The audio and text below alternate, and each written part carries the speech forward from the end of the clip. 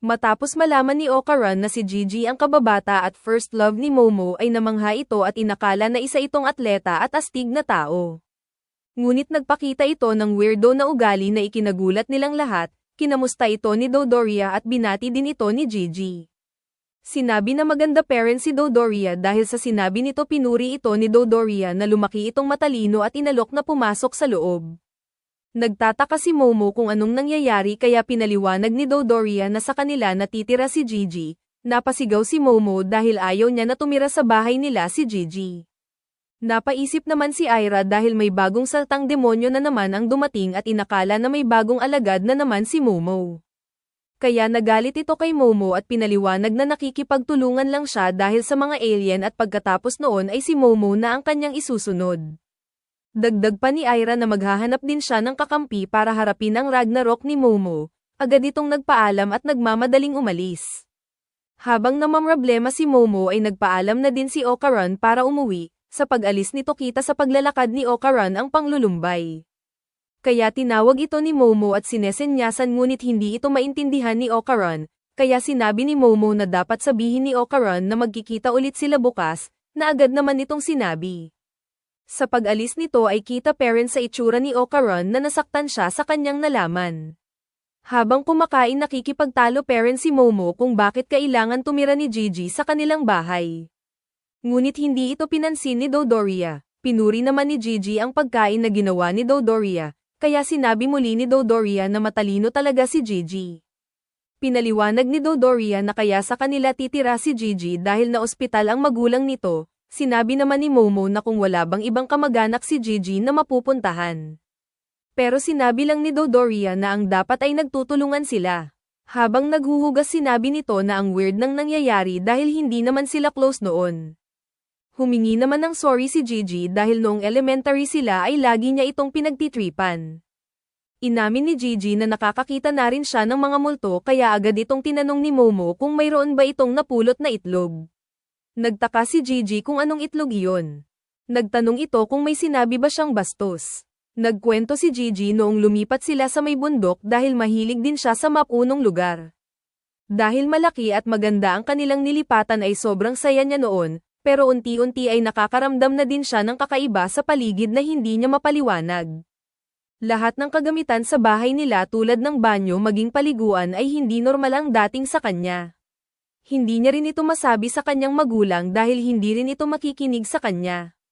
Kaya inisip niya na baka guni-guni lang lahat ng iyon. Kaya mas pinili niya na mabuhay na parang walang napapansin. Na kaya ito nagpapakita sa kanya ay dahil gusto nitong sabihin na tignan siya ni Gigi. Mula noon lagi na itong nagpapakita kay Gigi at nag-umpisa na din sumama ang pakiramdam ng kanyang mga magulang.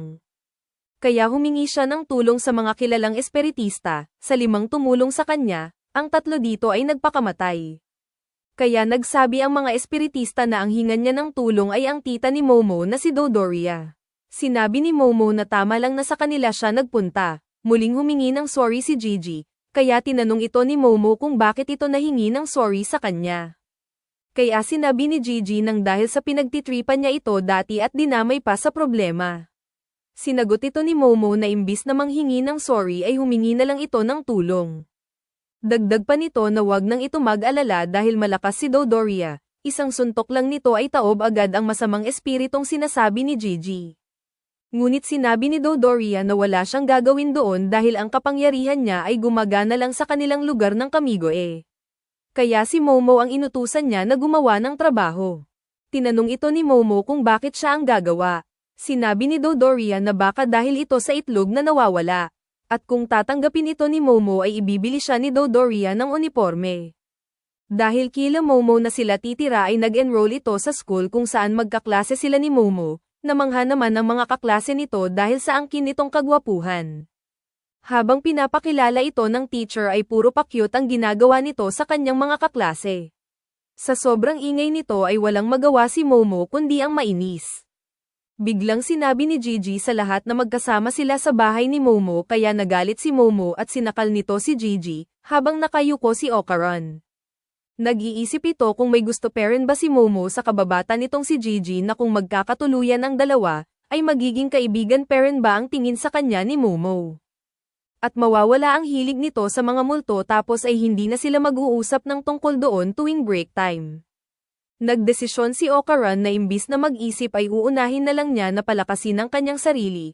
Bigla naman dumating si Momo na ikinagulat ni Okaran kaya dumiretso ito sa halaman.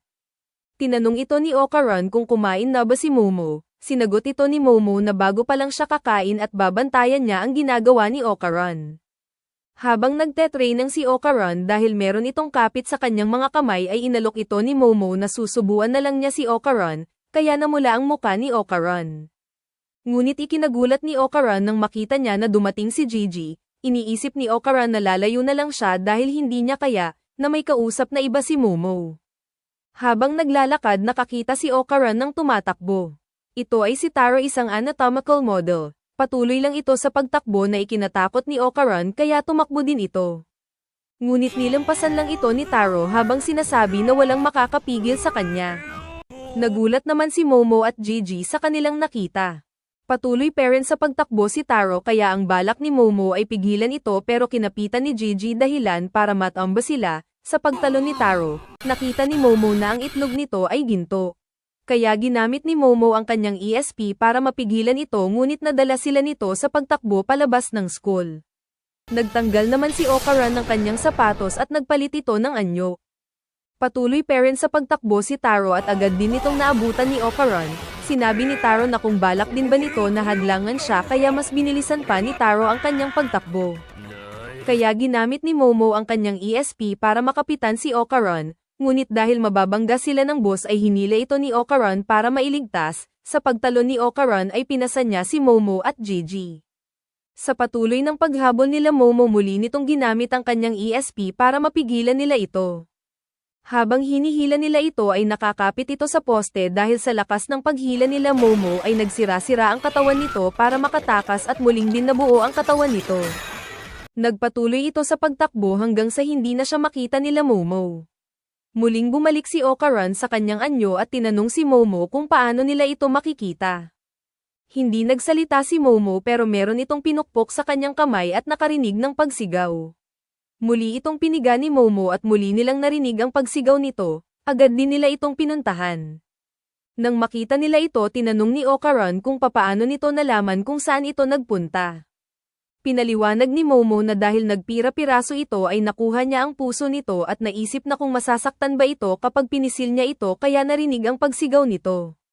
Pinangako ni Momo na ibabalik nito ang puso, ngunit gusto muna ni Momo na makita ang itlog nito. Nang biglang may nagsalita sa itaas kaya agad tumayo si Taro at hinanap. Ito pala ang kanyang girlfriend. Sinabi ni Hana na isa ding anatomical model, kung bakit pa ito nagpunta. Sinagot lang ito ni Taro dahil mahal niya ito kaya siya nagpunta. Habang nakatingin ang tatlo sa dalawa, habang sinasabi kung gaano nila kamahal ang isa't isa na realize naman ni Okaran kung gaano kahalaga sa kanya si Momo kaya nagkaroon si Okaran ng lakas ng loob.